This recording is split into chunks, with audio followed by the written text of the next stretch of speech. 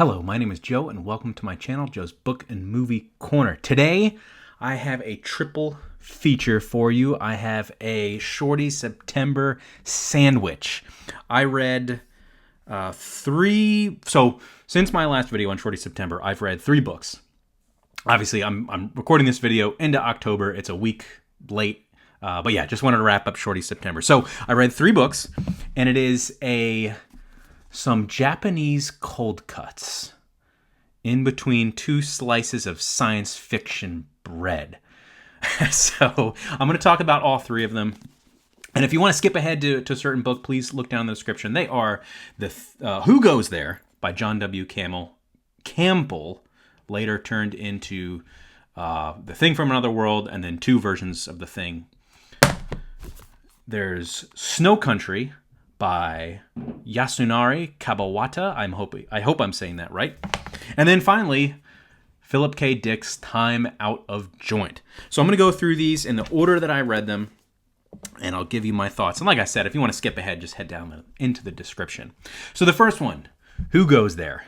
By John W. Campbell, later inspiring several movies of The Thing. This is a really cool idea. There is a base in Antarctica with a bunch of researchers, and they find basically a flying saucer in the ice, and they bring this what they think is a dead alien back to their base. Turns out it's not so dead, it's alive, and it apparently has the ability to imitate other living things, and they realize this thing's going to spread like a virus, and we can't let it out, outside of Antarctica, because it'll take over the world. So I will say that, this is, of course, a very popular and well-known short story. Or it's not a short story. It's like a novella length story. I was a little bit underwhelmed by John W. Campbell's writing. I think the idea is really, really good. But, I'm coming at this seeing all movie versions first. And I gotta say, I'm going to ignore the 2011 movie. But both the Howard Hawks produced 50s version and of course the John Carpenter 80s version, I kind of like both of those better. And to talk about the movies briefly, the Howard Hawks version, some people may say, who are fans of this story, may say, yeah, but the Howard Hawks version removes the best part. It changes this shape-shifting alien that causes this great story of paranoia, and it basically turns the alien into a big walking vegetable, which is kind of a cool idea, but it removes the best part. It removes that paranoia. And I hear you. It's still a really good movie. It's got some really great moments. One, it's got, it's not directed by Howard Hawks, but it's produced by him. It has that Howard Hawks influence. It's got that great snappy, overlapping dialogue. It's got some really great moments. Anytime the monster is like, you see him in the shadows out in the snow drifts, it's really good. There's an iconic scene where they find this thing under the ice and they stand around the border and they all are like, oh, it's a circle, it's a flying saucer. And then of course there's a scene where they light the thing on fire and the stuntman is just set ablaze, and he is the only thing that is lighting the set. It's really, really good. It's a great movie, despite them simplifying this and then just gutting the story of its most interesting element. It's still an excellent movie, and I recommend it. And of course, the John Carpenter's The Thing is a masterpiece of science fiction horror. Really, really great special effects. There's some really gross scenes, and it takes the great idea of this and just improves on it. So a few things that I didn't quite like about this, or I was kind of underwhelmed by. The first thing is John W. Campbell's writing. I don't know if I'm a fan of it.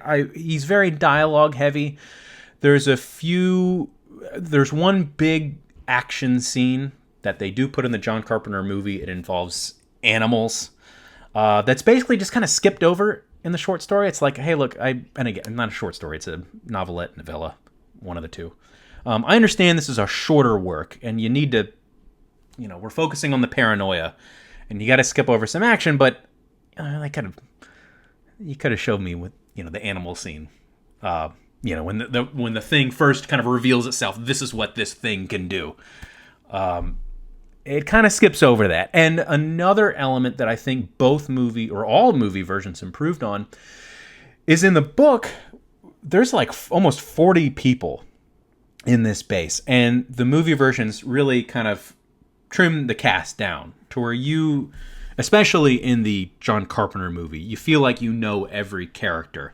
So that sense of paranoia is heightened. In the story, there will be a character introduced and, hey, it turns out that guy's a thing. Like, well, I didn't know that character, so there was no build-up for him to be the thing.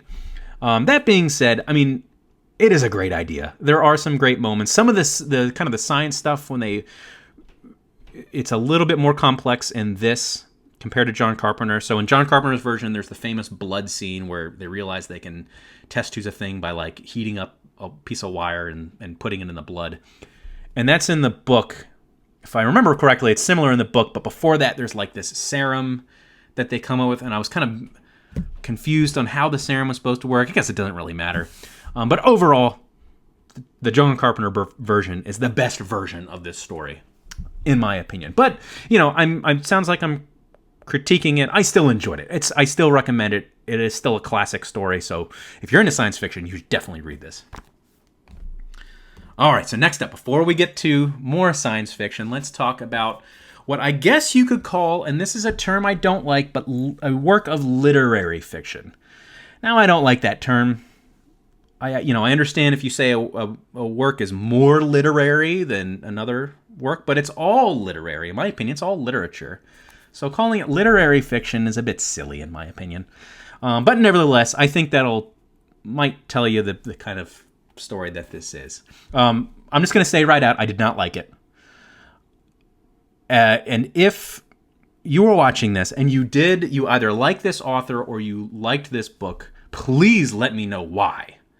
I am willing to admit, so I'm going to talk about things I don't like about it, but I am willing to admit that, hey, I just missed it. Or maybe there's another novel or novella by this author, Kawabata, I think is how you pronounce it. If there's some other work that, maybe would be better for me, to get me into this author. But, if I don't hear back from anyone, I'm probably never going to come back to this guy. So what is it about? It's kind of thin on plot. It's about a man from Tokyo, and he goes up to this mountain town, and he spends time with a geisha. And there's like two big visits, and they're kind of in love with each other. And that's about it. There are moments of beauty here. The first few pages, I think, were really good. He's on a train on his way to the town, and he's looking at the mountains, and he sees this other girl's face, reflected in the glass, so her face is superimposed over the mountains, and that's really beautiful. But after that, the other moments of beauty for me just kind of, I get lost in the boredom. They get lost in the boredom of it, and not a lot is happening. I also feel like the woman, I don't remember her name. In fact, the author doesn't even give her a name until like halfway through. She's just, for almost the first half, she's just the woman. This woman who is a geisha, I don't think she acts like a realistic person. She gets drunk. It's a lot of, I love you, now let's never speak, I'm going home. She keeps saying, I'm going home. They don't seem like real people to me. Another thing too, that something may have been lost in translation. And by the way, it is Japanese, so maybe there is something that is literally lost in translation. I'm reading a translated version. But also culturally, I had to look up.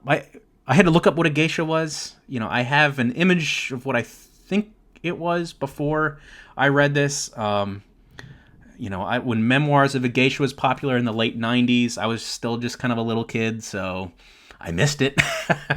So, I'm kind of confused as to, I'm looking at what a geisha is on Wikipedia. It's not really a prostitute, not a sex worker, but that doesn't mean that sex work doesn't happen in the story.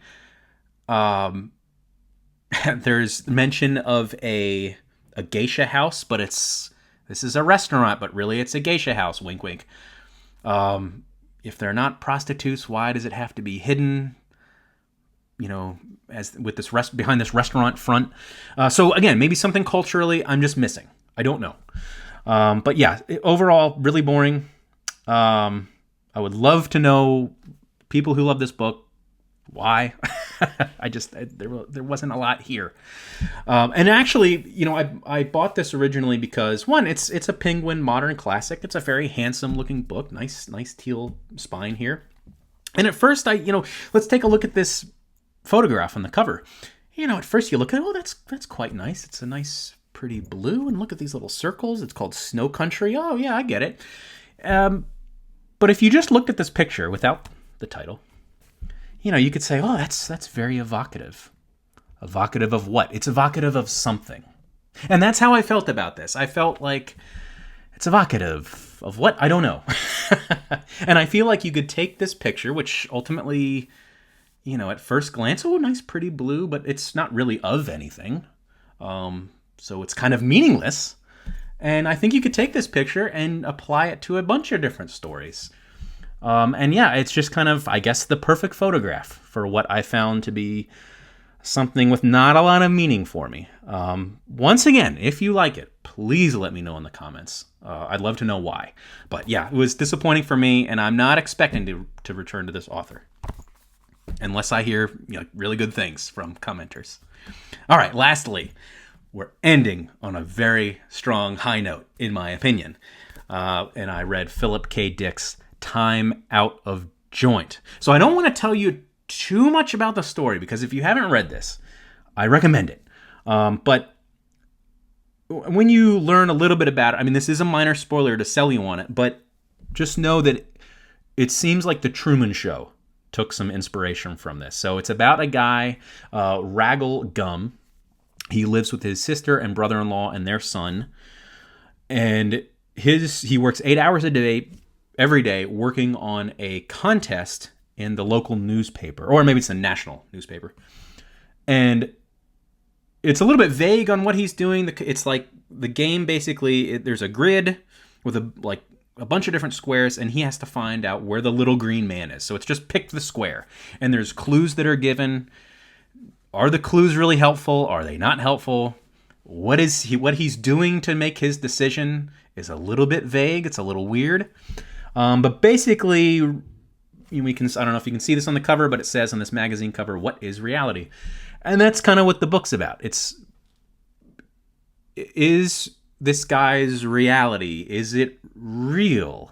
Where I'm mentioning The Truman Show, so you can guess maybe the somewhat of where this is headed. Like, what is reality? Is this real? And how does the game that he's playing, or the contest in the newspaper, how does it play in a part to what's really going on?